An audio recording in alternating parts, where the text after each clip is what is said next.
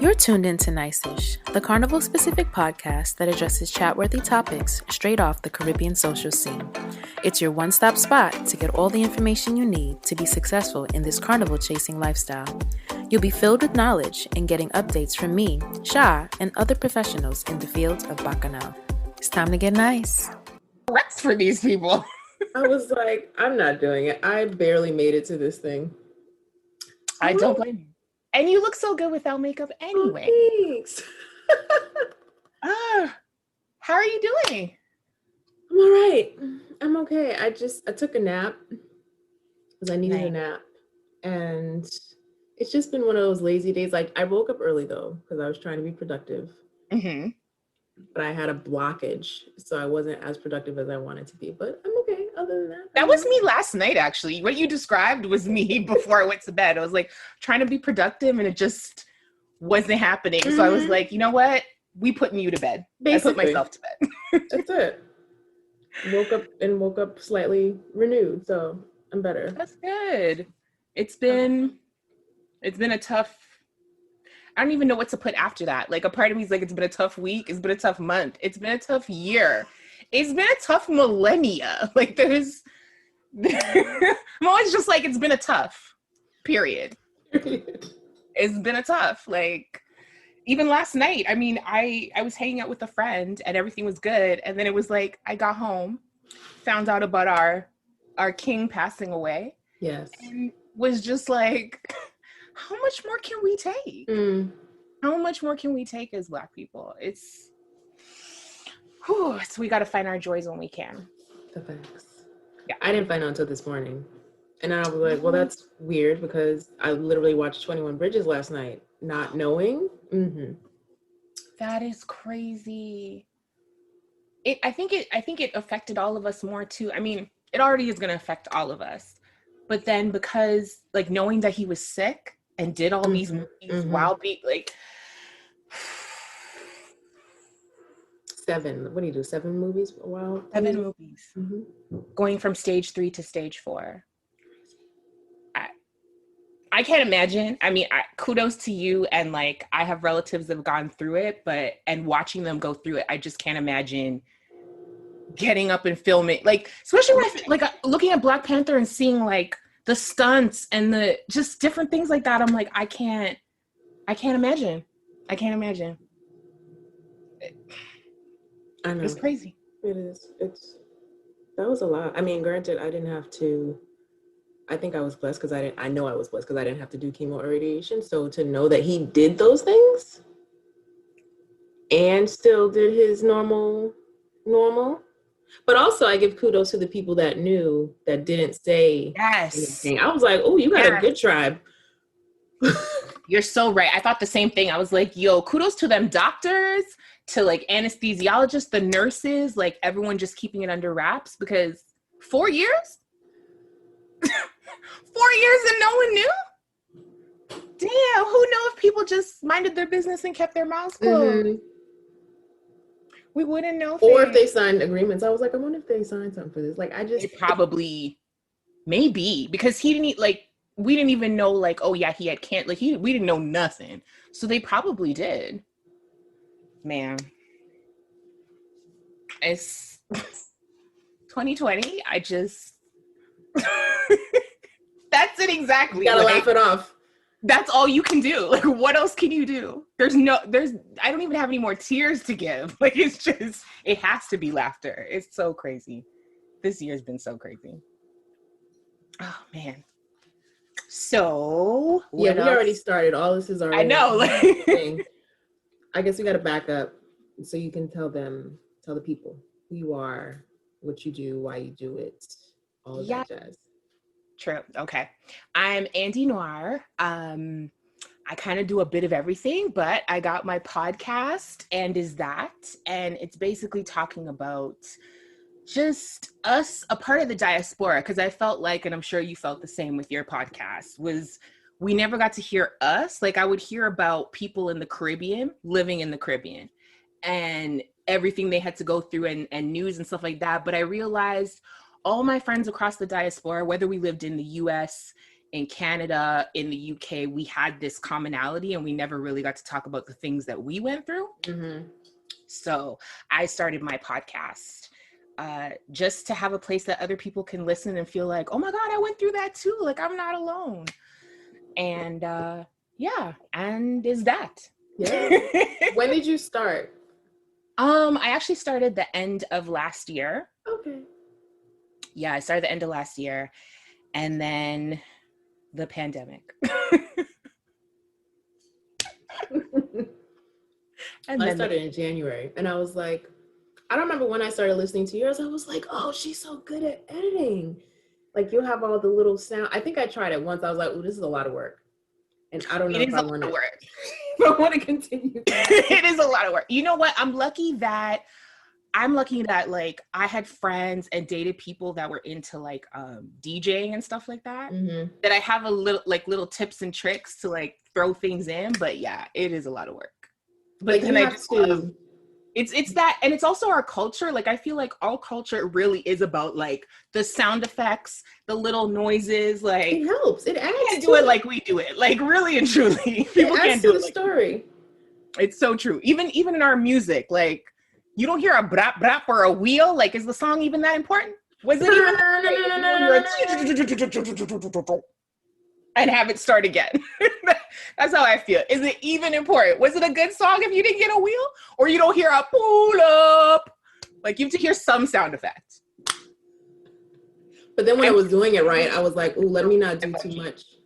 Because I have those friends that are annoyed by an over-saturated, yes, music session with a lot of drops. I feel like it's a spectrum. Like, you have to work. You can't go to Swiss beats and have sound effects every 2 seconds, like whistles and horns and sirens and traffic lights. And people just feel like they're in New York. Like, they just feel like they're chilling and hearing a whole bunch of noise. It's a spectrum. You got to find your point. Because I get that. I do understand. Especially when you get a mixtape or a mix CD back in the day. This is me showing my age. It's fun. This is good. This is a question I have for you. Ooh. Before you even start that, right? So this is a very weird podcast. I think you have questions for me. I have questions for you. One of them was like, where did you go back in the day to find soca music in the 90s and early 2000s? But you're in Canada, right? Yes, I'm in Canada. But the thing is, what people don't realize, like, I'm in Toronto, shout out T Dot. We have a huge Caribbean population. So I didn't have to go far. I mean, I had friends that were DJs, they were doing parties.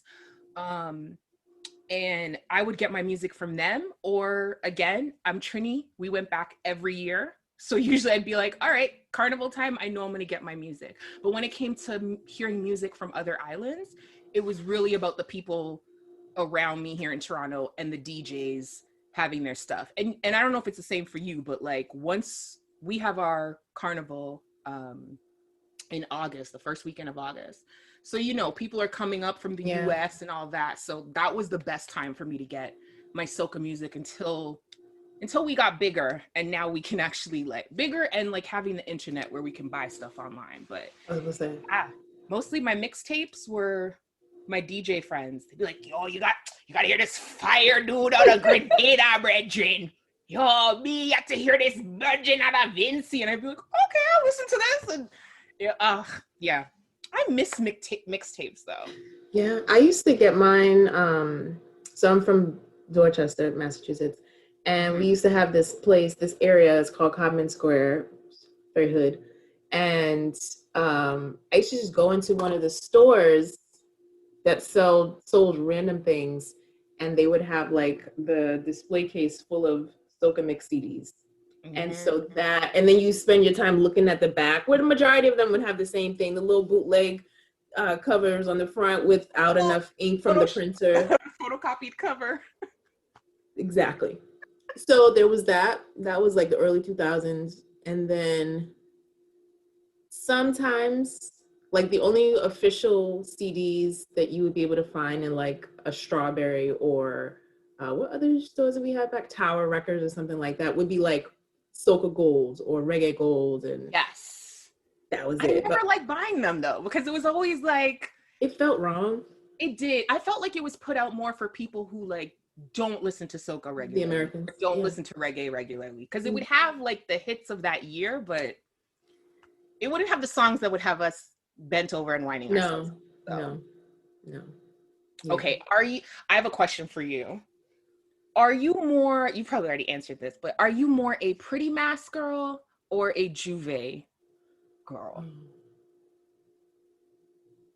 That's hard. I'm gonna probably depends on my wallet. No, I would say that's a great answer. But depends on the wallet, because finances matter. Okay. I think Juve was the initial first love. Because Boston Carnival, that used to be basically free, you know. Mm-hmm. But I think there's a certain just freeness, right? That comes with that. Anybody who's there, like you should have come, right, for a reason. So everybody's usually like ready, you know. Exactly. Nobody's gonna be stush, nobody's gonna be, you know, worried about what's falling off and feathers this and feathers that. So I think probably Juve. Juve girl. Yeah. I'm down with that.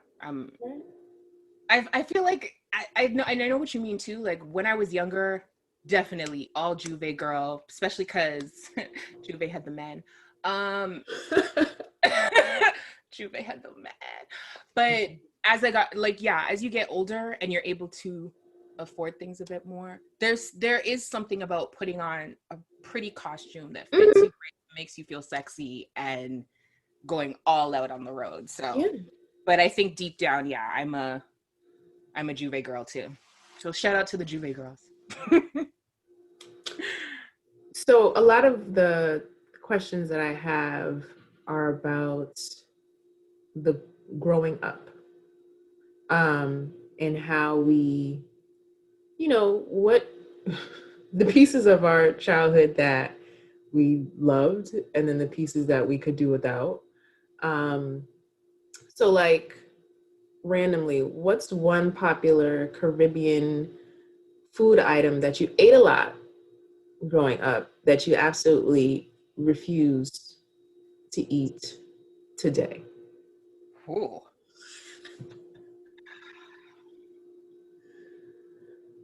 I can't think of something that like I ate growing up that I would refuse. Or that a lot of people like that you don't, that you feel like would like remove your Caribbean card. Okay. Actually, it's funny you said that, because I had this conversation with someone 2 days ago.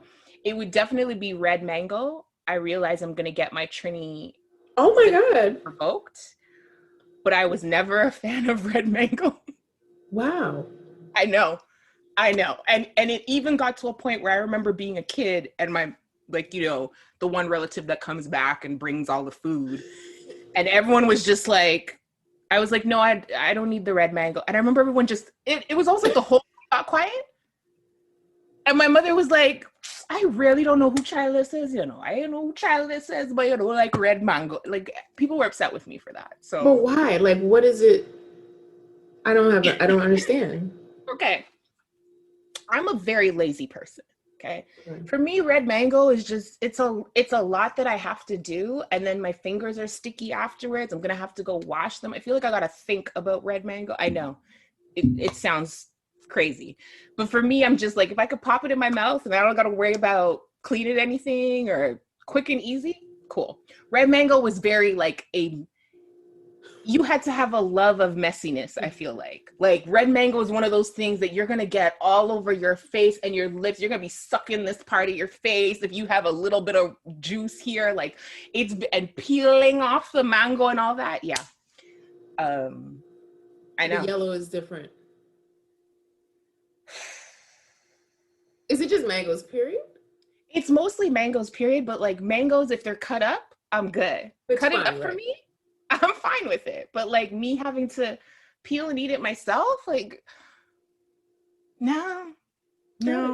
Yeah, I'm definitely getting my citizenship revoked now. So I wasn't expecting that one. I know. Yeah. Yeah. No, I think for me it's Vienna sausages. Vienna sausages. You know what? I never. Don't you feel like Vienna sausages have the taste of the actual tin? It has like it actually tastes like the tin actually came off in the Vienna sausage. Right, because you don't know how long it's been in there. Okay. That's pretty much what it is. No, it's like that Vienna sausage has probably been in there for 200 years. That's why you're tasting the taste of the tin. I don't know how we like cold Vienna sausages right out the tin with some crackers right now is grossing me out. Or the Vienna sausages that you used to make, like you put a little tomato paste and onion, they try to jazz it up. Fry it up and I can't. The thing with Vienna sausages, I feel like no matter what you do to it, it tastes exactly the same. That's what I didn't understand. Like everything, exactly what you described with the tomato and the onion, all that would taste good. The actual sausage just tasted exactly the same as if you just took it out of the tin. I'm with you on that. I'm with you on Vienna sausages. They are. Like I walk past now in the aisle and like, number one, why are we still making this? And number two is just like an instant. Just brings back those memories. Right. Ugh. Anyway. For me, I'm just like, once you try like real proper sausage, if you are a person that eats it, but once you try real proper sausage, Vienna sausage is just, it's rude. It's disrespectful. It's like, it's made for someone who's lower class and I'm trying to rise up in levels. Yeah, glow up. It's not it. Yeah. I feel you on Vienna sausage. Thank you. I don't feel you on mangoes, but I know. We'll stick to the Trader Joe's, Whole Foods, pre-cut. Exactly. Or like, what the spoiled person in me, my mother literally would cut up my mango. Oh, that's sweet. I loved her for it, but yeah. But I eat so many other things. And the good thing is, at least anyone who dates me or is friends with me knows, if I buy you red mango, you gonna get your red mango, girl. You will get it. You will never have to worry about, wait, didn't she say she was buying me 5 packs? There's only 2 in here. No, you'll get your red mango. Yeah. Respectable. It's respectable. I don't know about you, but there were certain things in the house as a child that myself and many others had. Well, we didn't have it. Our parents had it. So which of these Caribbean decor pieces did you play with the most as a child? Okay. The animal figurines or the beaded room dividers? Okay, this is gonna sound crazy, but my mother had neither of those. Really? Because she grew up in a house with figurines and always had to be careful of them. She was like, I'm never having a house with figurines. Yes. So it's funny because I would go to other Caribbean people's houses and they're like, oh, you must have this. And I'm like, no, my mom. Big up to your mom. So definitely the bead dividers. And also I would get in trouble for moving the art. So, all of us had like some form of Caribbean art. You had the African woman with the water basin or carrying something on her head. And I would try to move them to my room, especially because, growing up, Cosby Show, I was like, they got art in their room. I'm gonna have art in my room. So I actually got in trouble a lot for moving art. I don't know why I didn't think someone would notice the wall has nothing on it. But definitely the bead divider is probably I played with the most. Yeah. We didn't have a lot of art. We had maps. Like we had a Turks and Caicos map. It's really, and a lot of pictures, like a ridiculous amount of pictures. I probably played with the figurines the most. The thing was, there was no trend, there was a rooster over here, a dog. I remember there was a big ass dog, but it was a piggy bank. And then some cats. I'm just like, what are we doing? There's no cohesion with Caribbean decorating. Okay, it's just a whole bunch of stuff, and we hope you like it. And if you don't, you don't need to come over anymore. Like it's just you're just supposed to accept it how it is. Yeah, I never understood it. My mother never did the plastic though, not the plastic. My mom didn't either. My mom was like, sofas. We're living on this furniture. This is living. You just have to mind what you do and how you behave. Exactly. But yeah, we didn't have the plastic. We had a lot of plants though. We had lots of plants. Didn't have that. We didn't have the spoons. I don't know if you had, when I was growing up, my aunts would have the decorative spoons of like different islands they went to, and like each would have a spoon. And I tried to do that myself, but I did it with shot glasses because don't nobody want no tiny little spoons. No. I never even understood what they were for. Like, what were they for? Ice cream? Like nothing. They're for literally just decorative. Okay. Yeah. But I try to get a shot glass at least from every island I go to. So my thing was aprons. When I was traveling, yes. I would get aprons. Don't know what happened to them. But like Barbados, I had one. I think I got one when I went to Grenada. Like that, I'm like, I could use these, right? They're not going to just go to waste. They also do. Or just sit there or just. Yeah. I think it was messing me up though, because some of them weren't really flowing in terms of looks when I hung them up, and I'm like, you got to get past it. But I know those when you're like, I wanted it to have this part showing properly. Like, yeah, I get that. Yeah. Did you ever have a phase where you just dressed in your colors? I feel like the flag? From your island. No, because I don't really like them. Okay. Like I'm not a red. I don't really like red. Because I didn't wear yellow because I felt I was in my whole insecure dark chocolate phase, and I didn't want to wear bright colors. And it's not even just you. Like for the longest time, that's what people told us. Like a lot of Black people I know grew up thinking you can't wear yellow or you can't wear this color. So, yeah. So no, I didn't have that. I didn't have that phase. I actually repped Bahamas for a little bit because I couldn't find Turks and Caicos stuff. And they were the closest thing to Turks. Like, they're like our cousins. And so I was like, you know what? Since I got family over there, I'm just going to rep 242. So I think I did that in my tweens. And then I came out of it. I was like, this ain't right. I wasn't big on wanting to wear colors because like you said, I always felt like red was a come look at me color. Like notice me. And I was very insecure when I was younger. So I was like, I'm not wearing a color to notice me. But I always got bought like a lot of Trini stuff that I think people thought I should all wear together. Cause I remember one time, like I got especially when we were in, when soccer was really big for us. And so I got the Trini jersey and then got a set of pants and a belt. And my mom was like, why aren't you wearing them? Like they'll be worn separately, not all together. Like it's not that serious. It's really not.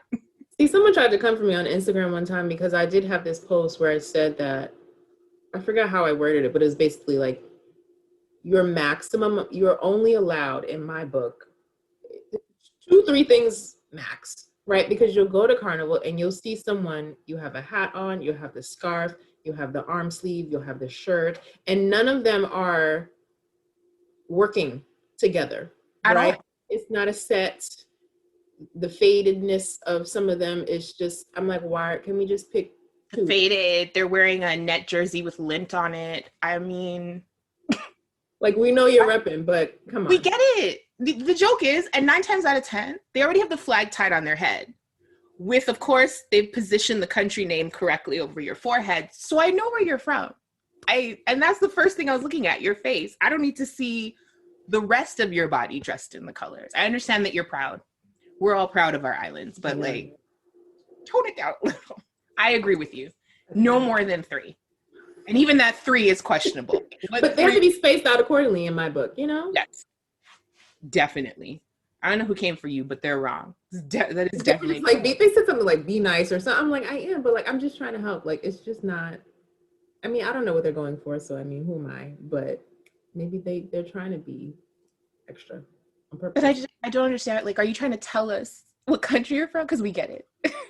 We get it. And the people who don't get it still won't get it. Like, you wearing all of Jamaica is not going to make somebody go, oh, wait a second. Now I know. It's Jamaica. Like, don't. I agree with you on that one. Thank you. What was your least favorite chore during holiday traditions?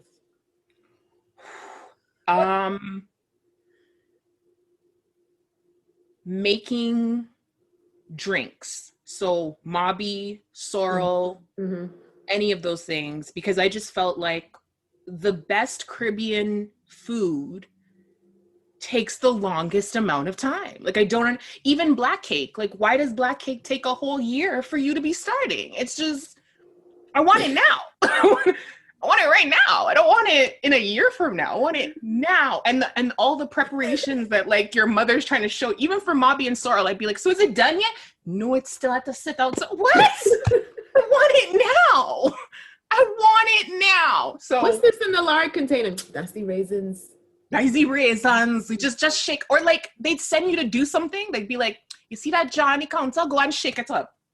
Okay. What's this? Oh, just some raisin and thing for the black cake for Christmas. And you're like, Christmas? It's March. Like, we're shaking things up in March? It's just, it's too long of a process. Too long. Things just, you have to start things early. Like your mom's waking up at like 5 a.m. Just, it's all the long processes of stuff. And especially the drinks when I'd be like, so can we drink it now? Nope. It's not ready yet. You gotta sit. Especially because a lot of our stuff, like, you're not even starting it cold. We gotta boil it first and then wait for it to cool. Oh my God. Yeah. That's what I hated the most. Definitely. Yeah, we used to start the night before. Well, actually, that's a lie. Depending on some things, would be the whole week leading up to, right? Like for Easter, like the Easter buns, you gotta start. What is it? Like Good Friday buns. Good Friday's Friday. So you gotta start the process on Wednesday. Yeah. Make sure you have everything before that. Yeah, it's a long thing. I used to hate. Yes, it would be Palm Sunday. You come back from church Palm Sunday and Easter, and like you're doing everything for Easter. Ooh, and another thing I hated, curtains. I hated the change of curtains. I hate curtains so much. I hate the buying of that. My mother still does that. The buying, the fact that curtains were more important than like even my own life. Like they were in a special, like it was literally a trunk. I didn't even know that they still made trunks, but like my mother had a trunk, and in the trunk she said were her most prized possessions, and it was curtains. It was endless curtains. I hated the change of it, even though I do miss the fact that like we had these things to mark our holidays. Like we knew the change of curtains was Easter and the spring cleaning and then Christmas curtains and stuff like that. But I don't have curtains in my house, and I'm very glad. I don't now. I used to, but it's not a yearly, it's not an annual situation unless I just get tired of them. My mother still does, my family still does the changing out of curtains. And I'll laugh because in my head, I'm like, okay, what are you doing with them after? So you'll hold on to them because you like them so much. And then eventually she'll give them to somebody else. Like if there's a trip, then we're bringing the curtains with us in the suitcases to hand off. And so like, I'll go now and oh yeah, those are curtains from 98. Or, you know, they get passed down, I suppose. I did not like cleaning the china cabinets and the china. Because number one, I'm like, I'm cleaning this and we're still not going to use them. It's just here for decoration. I get it, but it's a chore and a half to take this basin of water and clean each and every piece of crystal. I think the only part I liked was putting it back so that I could set it up. Yes, right? and sort of decorating. Yes, you feel almost like a fashion designer of how you're going to curate all of them going back in the cabinet. That was the only piece I liked, but I didn't care to wash them. And then God forbid I break something, you know. Shut me up. I just never understood. I agree with you. I never understood us having things that we never used. Like there are plates in my parents' cabinet that, at least since I was born, have never been used. So I don't know what are you guys waiting for? I don't know what the special occasion is going to be. Like, I really don't know what they're waiting for. I forgot about that. Like you just brought that memory back of cleaning all of that. Ooh, yeah, that wasn't fun at all. I agree with you on that one. I'm like, they've been in here. Is dust coming in here? Like, how do they get dirt? You know, it was just. How do they get dirt? Clean to and me. Even when you're cleaning them, you're like, there's not really anything on it. And yet I know if I don't take these all out and put them back in relatively the same way, they know. I don't know how they know, but they just know. You didn't touch this cabinet. Like, how do you know? Yeah. And then if you don't put the doilies on, which is another thing. I'm like, who made these and why? Why are they important? Doilies are horrible. I hate all of them. I hate them all. And my grandmother had like, you must have a special love for your doilies when you know that I've put the wrong doilies somewhere. 'Cause they all look the same. But she's like, that is the one for the next table, not this table. This table, how do you... Wow, okay. Doilies are evil. Doilies are so evil. Whew, doilies. Okay. You're bringing back some good memories. Yeah, I mean, they're recent, honestly. I mean, they're in the past, but I've come into contact with some doilies myself in the past, actually since the fall. Yeah. Ooh. I don't think I'll be buying those. I know, that's one thing. Just seeing them, I'm just... yeah, can't stand doilies. I have a recent question for you, though. So we've had all these, like, versus battles and they're still going. Yeah. What would be your top 3 versus battles? Top 3, Beanie and Bounty's first, in my book. That was... I literally cried watching that thing. You know what? I did too. Especially when they did the national anthem. I was just like, where's this water coming from? What's happening right now? I think we just all collectively, the Caribbean, just felt such pride in that. And then I know you're same as me, like when you're a 90s baby growing up with Beanie and Bounty, especially Bounty. Woo! Oh. Yeah, what is that song? Another Level. When Another Level came on, the one that he does with Baby Sham, that's when I shed tears because it took me back to my little roller skating rink in Dorchester. I was like, oh my God, I want to be a kid again. Well, for some of the aspects. But yeah, that was that whole, I think I watched that 2-3 times now. Probably go back and watch it again. I watched it when it was live. I watched it again. And now it's kind of like, you know what? When I'm not in a good mood, we're just going to watch Beanie and Bounty. Yeah. Like that needs to be recorded, saved for the... Well, I'm glad. I think it was the first one they saved, right? Like, I think it was the first verses that they might have saved. Only because I remember being like, oh, I wish I could watch it again. And then when I went up, I was like, they saved the whole thing. I was so excited. I was so excited. Yeah, I need that on like DVD or something for the future. Yeah. After that, I think it depends on my mood because I did enjoy Erica and Joe. I really did, but I also thoroughly enjoyed Nelly and and Ludacris.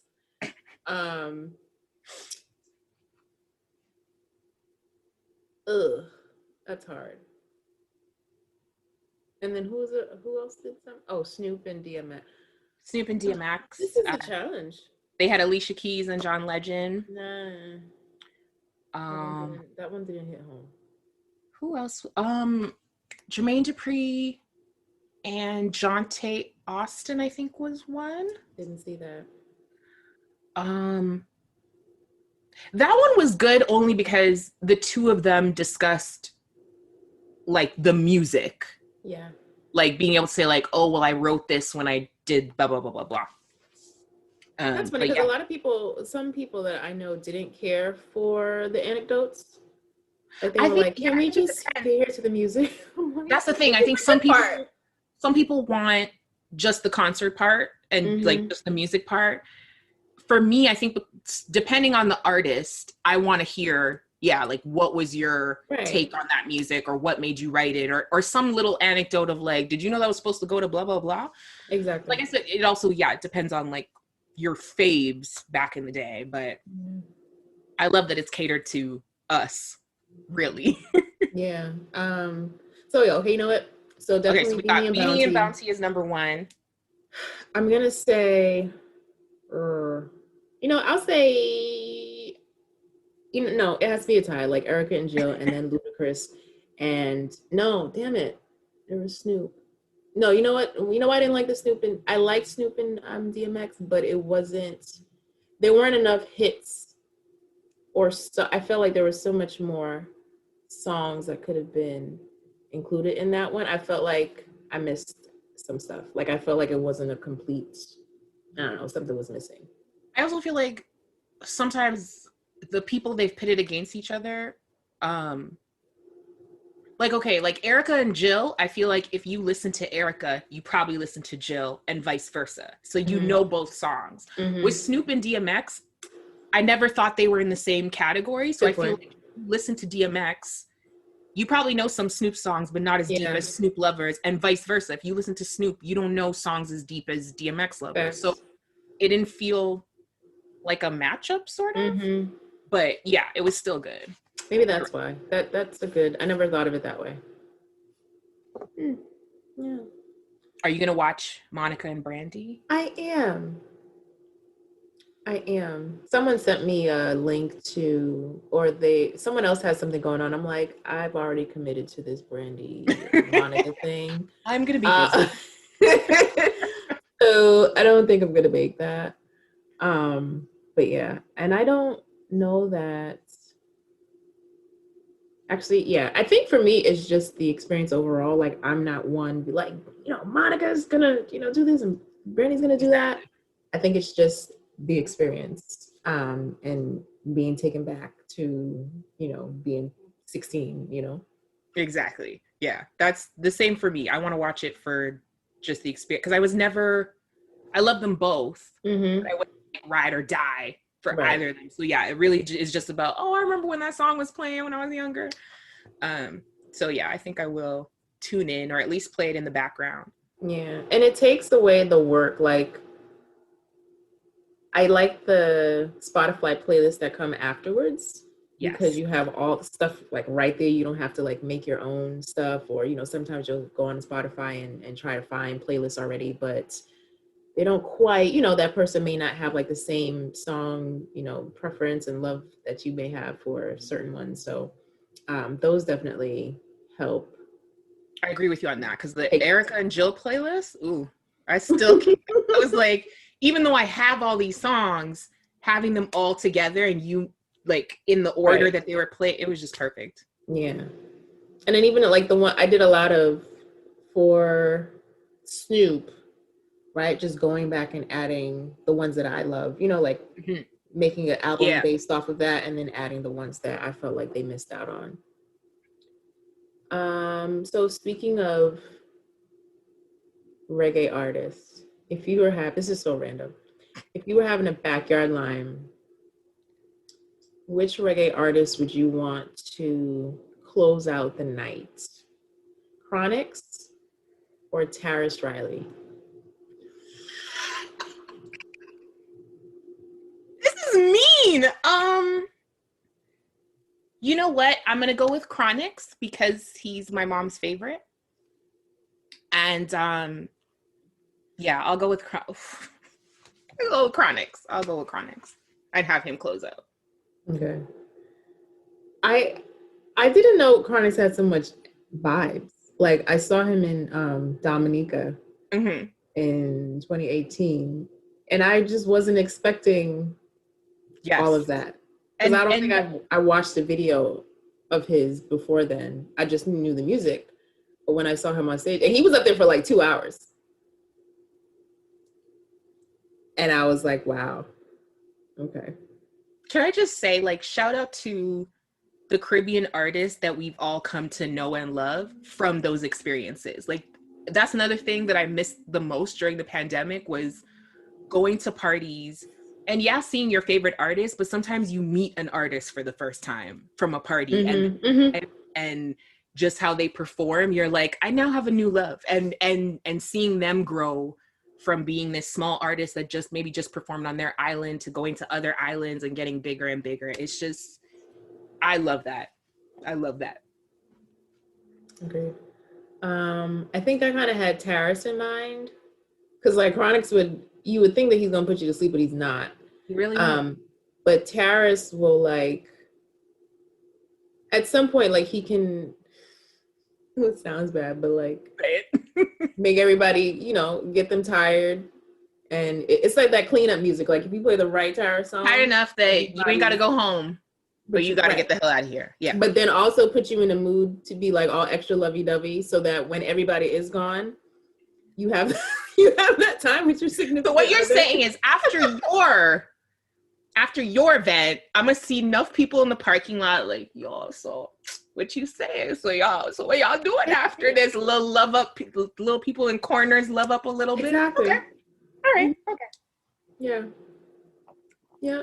His voice is just, it does something, you know?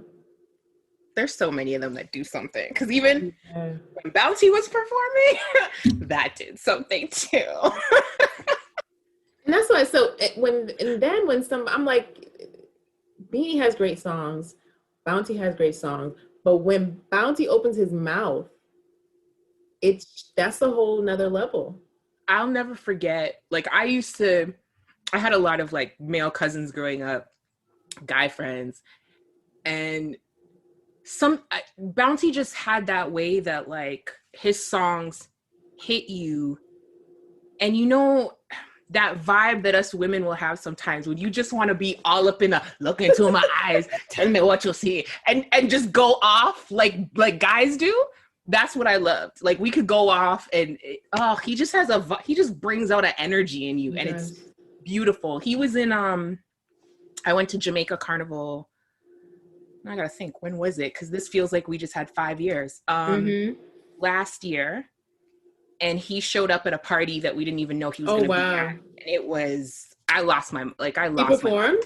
He performed. Oh, damn. It was so good. It was some like beach party too. It was like end of the night and the stars and they had fireworks. And I was just like, I don't want to be anywhere else ever in my life. Like it was just perfect. It was perfect. I would have liked to be there.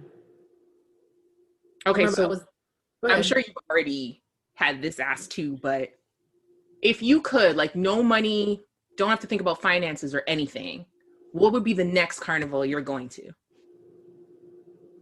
This pandemic opens up, everything's fine.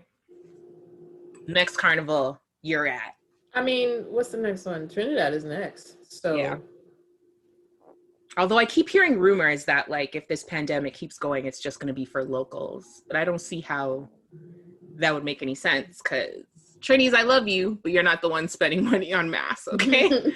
So I don't know how they're going to make money. But yeah, I mean, if in terms of time, I think with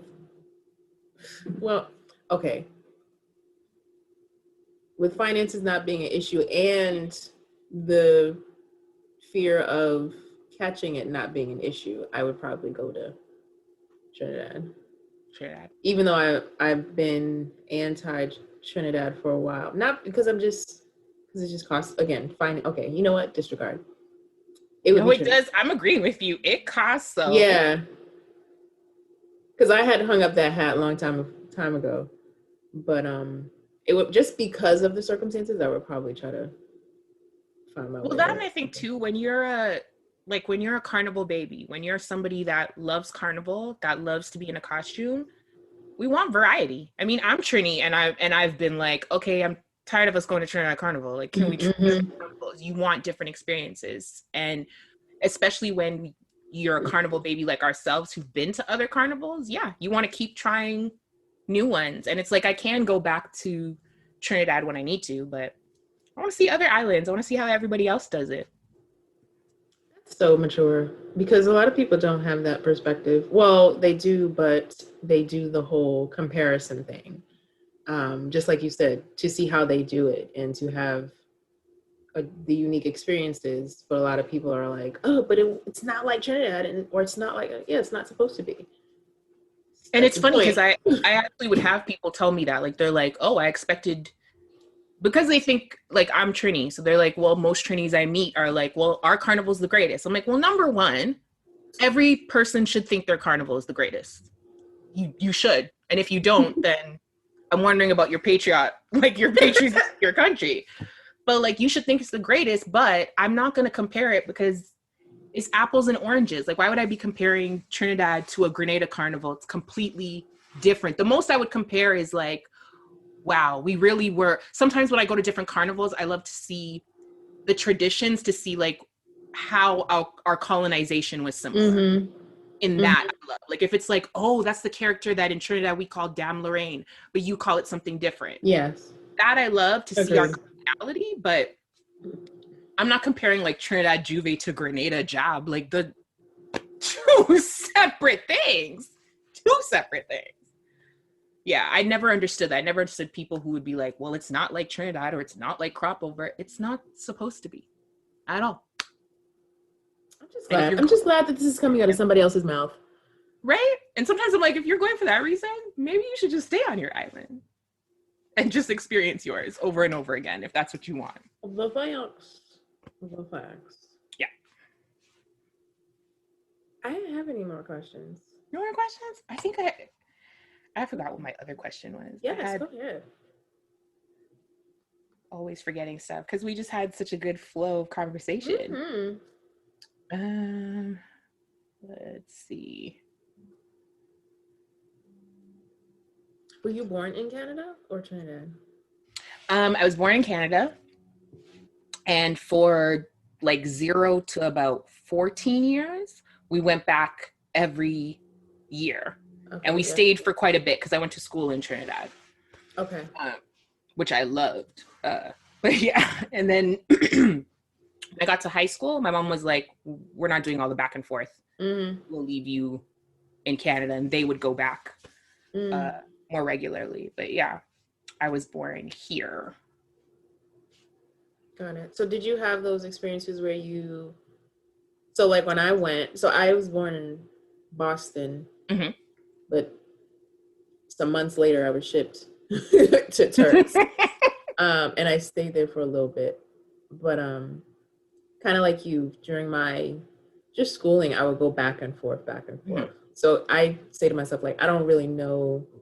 I don't feel like I was in Boston enough to really know, like somebody will say a street and I'm like, oh, that street sounds familiar, but I won't know where it is. Because I felt like I was never there. Like any summer that I had free time, the summer that I would have had free time to explore, I was in Turks. So my mother would pack, this was back when they used to allow barrels, the big old barrels with all my favorite things, and it would come with me, or it would meet me in Turks. So did you do that? We did that. And because my parents love to leave during winter because we snow. So we actually would send our Christmas barrel, and either it would be packed in that, or if that was too full, we'd send 2 barrels so that at least the Christmas one would get there by Carnival in February or March, and then we'd have it for our stuff. But yeah, we did the same, like sent stuff that we needed in that barrel. I do feel like, you know what too though, I had a friend mention this, and I think it's real for a lot of us, that even though we live outside of the Caribbean, the houses we were raised in were Caribbean. Very much, yeah. So it was like, I understand what you mean about like the streets and stuff. I always felt like even though I'm growing up in Canada, I'm not growing up with a Canadian experience. I'm growing up with a Caribbean experience, because the rules, the regulations, the food, the culture, everything was Caribbean. Even if the atmosphere or the environment looked different. Yeah. I remember, kids are mean. I think we already know this. And I remember walking home from school one day. I think I was like 13 or so. Or I think it was like some grade, 7th, 8th grade. And they would like talk shit about the outside of the house that we lived in, which was like a no, it was like, it had 3 levels, right? Mm-hmm. So multi-family house, we lived on like the 2nd floor. And in my head, I'm like, oh, don't sleep. Because once you walk in this beat. You lived in a triplex. Girl, I grew up in a triplex and we lived. I mean, that's how Dorchester is. It's just a lot of, you know, when I moved from Boston, I was just like, well, where are the porches? Like, there were no houses with like porches. No, I'm just like, what is going on here? So yeah, it was a triplex. I never even knew that that's what it was called. But I'm like, yeah, no, don't sleep, because if you come inside, it's a whole palace-like situation, because my mother is my mother. Our place was huge, and knowing that it was just 3 people actually was easier. That you knew where noise came from, you knew your neighbors. For us, my aunt lived on the top, and then the bottom was just rented out. But I knew sometimes, like, if I got locked out of the house, I can go upstairs, I can go downstairs and hang out till my parents got home. But yeah, it was so, I think back now, because we moved when I got to about 14 or something. It was so, you're right, it was huge. That place was huge. It was a very big place. Yeah, not even huge, but just the fact that you don't know, like, don't sleep on the decoration. You know what I mean? Like, it might look this way on the outside. We don't have any control of that because we don't own the house, we're renting. But if you come inside, which you won't because we're not friends, you will see. The thing that I appreciate about having 2 homes, in a sense, is that, you know, you have somewhere to go. And I'm realizing as early as like last year, I was just like, oh my God, like, there are people who, this is America, right? Might be all they know. Canada might be all that they know. They don't have people elsewhere. They don't have another experience to, you know, like in life, you know what I mean? When I first, like, when I got to my 20s and with my friends was traveling to the States a lot more, seeing family and stuff like that, and talking to people who were, you know, Black Americans, just generational American, it did make me appreciate my culture, because I was like, I can trace back my family. That's another thing with Caribbeans. Sometimes it'll be hard because if you go far enough back, some of our great grandfathers had to work on other islands, or people moved to other islands for different things. But most of us can find our relatives if we did the work and the effort. And I remember telling a guy friend about how we'd found out all this information about my grandfather at the time, who's from Barbados. And he was like, I know my grandmother's from Mississippi, but that's about all I know. Like, I couldn't go further back than that. And just knowing that, I'm like, wow, they really can't. And I'm grateful for the fact that I can. And like you said, knowing that our respective islands have always been home. Even when I was younger, just from how your parents talk about it, they say we're going back home next month, or we're going home. So yeah, we always have this place to go back to or to recharge on. And as much as we do sometimes feel the disconnect from people who grew up there, it is home, and we can go back. And you're right. You realize there are people that really don't have anywhere to go back to, like, at all. And it made me appreciate us for that. Yeah. At all. Like, you know, I'm like, a lot of and then because of Carnival, you meet other people who have those roots. And so I remember being stranded in Barbados.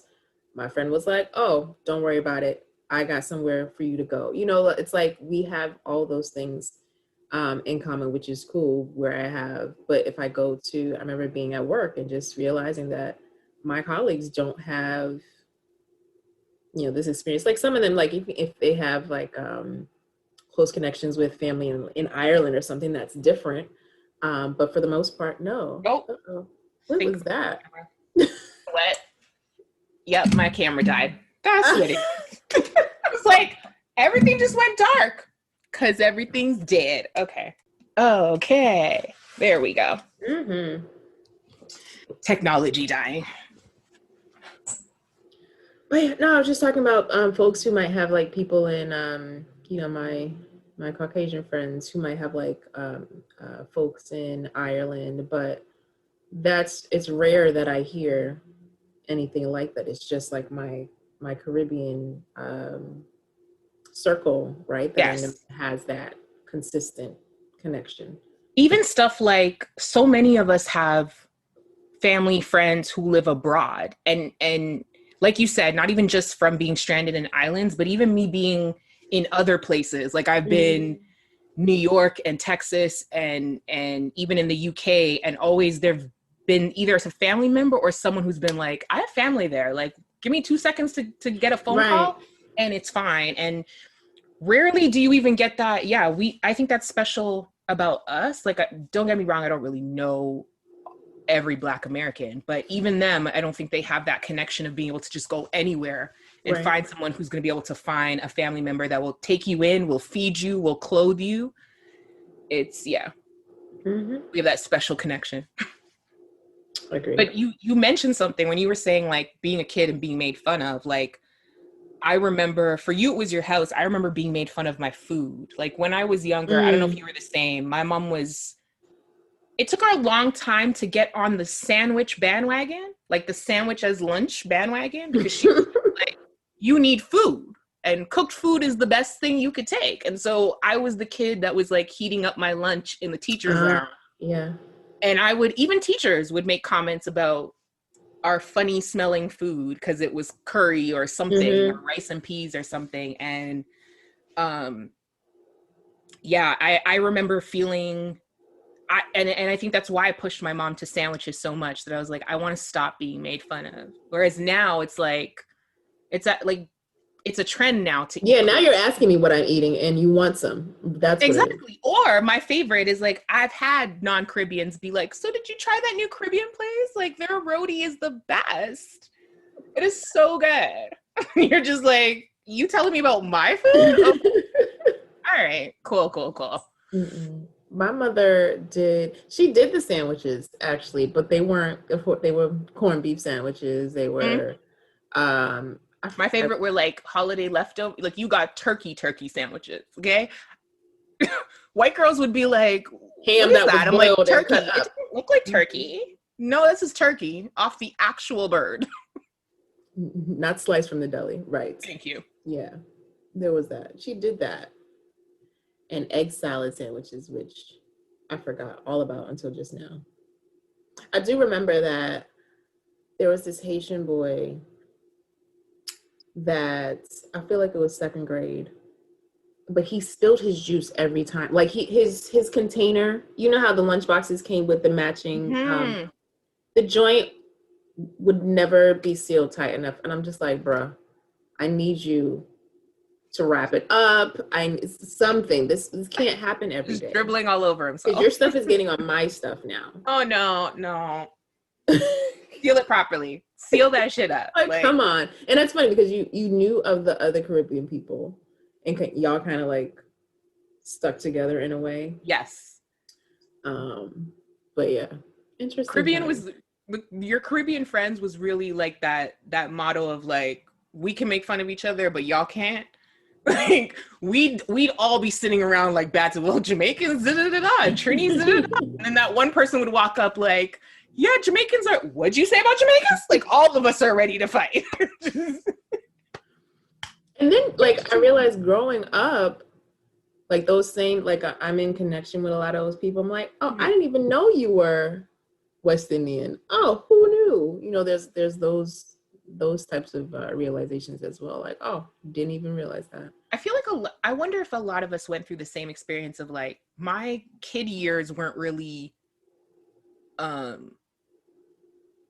my kid years were me trying to fit in. So I think I tried to suppress my Caribbean side a lot. It wasn't until like, I'm a teenage, well, late teen. So 16, 17, 18, when you can go out and do stuff on your own. That you get more into it. But you're right. It's like looking back and then you're like, wait a second, you were Caribbean too? I didn't even realize because we didn't even share those parts of us. We really just had the commonality of like, all of our parents are strict and won't let us go anywhere. So at least we can all hang out together because they're cool with that. I don't think I started repping hard until college. And then until college, and then going for the summertime, there would be Boston Carnival. And of course, like that, and you're old enough, right, to go out and do whatever you want. You ain't got really no curfew or anything like that. So that was really when turn up, right? Yeah. Like that's when it really started happening. Yeah. These are good memories. It's good stuff. Yeah. Any more questions? I think I had one more, which obviously is based around the quarantine, but what would be one thing that you say you've learned about yourself during this pandemic that maybe you didn't know before?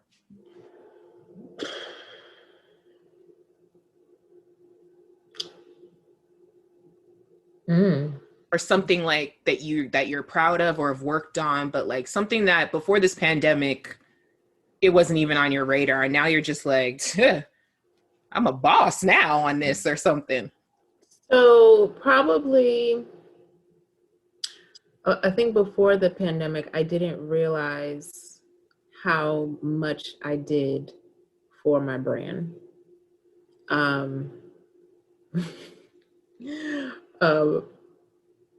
Someone recently told me, don't sleep on Tingz Nice. And I'm like, you're right.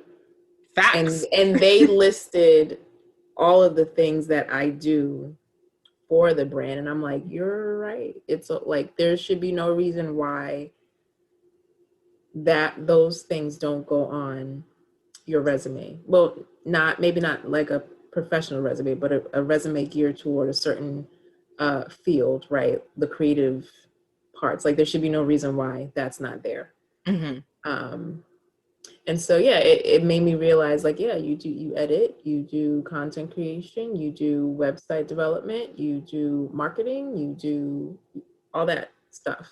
I'm like, oh yeah, it's facts. And it increased during Rona because I don't have a job, right? I'm like unemployed, right? So you have to, or I had to ramp everything up. So that's part of my brain freeze earlier was like, okay, I'm supposed to do something and I'm ready to do all this stuff. I have a list of things that I need to do, but I'm stuck. Yeah. But then, it comes together. So yeah, sleeping. I think I was sleeping on the brand before, not giving it a lot of, or myself enough credit for all the things that I do, because it's not just one thing and you can't really compare yourself, or I can't compare myself to other people because most other people just do one thing, right? They're just focused on that niche or what have you. Yeah. It's crazy because that reminds me of like something I feel like I've learned during the pandemic too, in that there are like white mediocre men out there applying for jobs that they don't have qualifications for.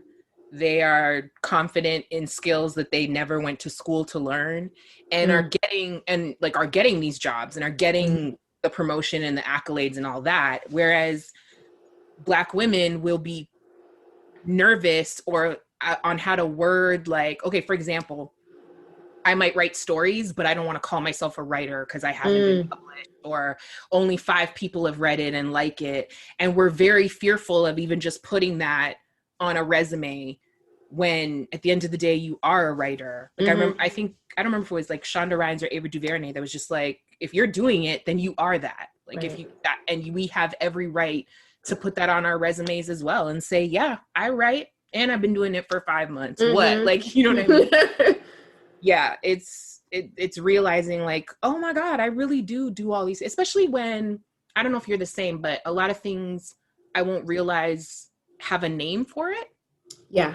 So I'll be like, oh yeah, well, I make my own posts and I do the videos and stuff like that. And someone will be like, you realize you're doing marketing. I'm like, oh, okay, so then that's what it is. But we may not even know the words, that we're just like, oh, I'm just doing little videos. It's not a big deal. Where someone's like, do you realize people pay somebody to edit it and cut it that way and put these images in, and you're doing it all on your own and still not listing it or telling people. And it's not to say that you want to do it for others or sell it or make it into a business, but yeah, you deserve to big up yourself and be like, I do this and what? Yeah. That's one of the things I did today. I looked up different positions. Like I looked up web developer and I looked up some other something, and took the job descriptions, copied and pasted what I do for the brand so that I think it helps you articulate what you do, right? And so in those moments where you need to pitch yourself, you can eloquently state what you do, and not just in a way that is mediocre, right? So it's like, oh yeah, I make pictures. No, you're an illustrator. You do illustration. That's a smart tip though, like to really look up the job that you think you're doing, or just any jobs that fall into that, see what their qualifications are, and that's what you do. Because even for like, I used to do that with when I would apply to a job and I'd get it, because hopefully, at least back in the day, they never used to take down the job ad just right away when you got a job. So I would copy the whole ad, and that's what I put in my resume. Like, you hired me to do all of this, then this is what I do. Yeah. Yeah. And tweak it as you go along. Absolutely. Exactly. Yeah. Yes. Thank you. Oh, good. Thank you. So before we go, just share with everybody where they can find you, Instagram, all your tabs. Okay, you can find me on Instagram at @andisthat, all one word. I'm on Twitter, @andisthat, and the podcast is on anywhere you listen to podcasts. You can find it. And is that IZDAT, because of course it's said just like a Caribbean person. So, I think I have another question. Oh crap. Is it just me? Like, I feel like there should be I hate that I say the same thing. You can find it on all your platforms. And I'm just like, there's got to be a different way. There's got to be a smoother way to inform people of where they can find the podcast. But I get it, because it's on so many different platforms like Spotify. It's tough because you want to say, like, even when I first started, and like I post on Anchor.fm. People were like, well, I don't use Anchor. I have a Samsung phone. I have iPhone. I'm listening on iTunes. So yeah, it almost feels like that. It's sad, but the easiest way is just like, wherever you listen to podcasts, you will find me. Wherever y'all listen. I mean, for me personally, like you, I am a Spotify girl. So I'm usually like, if you got Anchor, great. But if not, Spotify. I think Spotify is irking me because it hasn't been updating my episodes. Yeah. So I've been going elsewhere. Like, I mean, I do SoundCloud, but still, I'm just like, why? Like, for the Spotify people, they probably think that I haven't posted anything in a minute. And I think since Rona, it hasn't been updating, which is annoying. But anyway, I'll figure it out. All right, darling. Thank you so much. Thank you. It was so good talking to you. You're welcome. This was fun. Yeah. All right, girl. Enjoy your night. You too. Bye. Thanks for tuning in to the latest episode of Nice-ish. As always, I'm grateful for your time and attention. Stay plugged in by subscribing to this podcast, my website, tingznice.com, and following me on all social media platforms. Visit the show notes for all the links and the plugs related to this episode. If you ever have questions about anything we discuss on the show, be sure to hit me up at info@tingznice.com. And remember, sharing is caring, so please pass this podcast on to anyone you believe will benefit from the information. I'm going to check y'all later.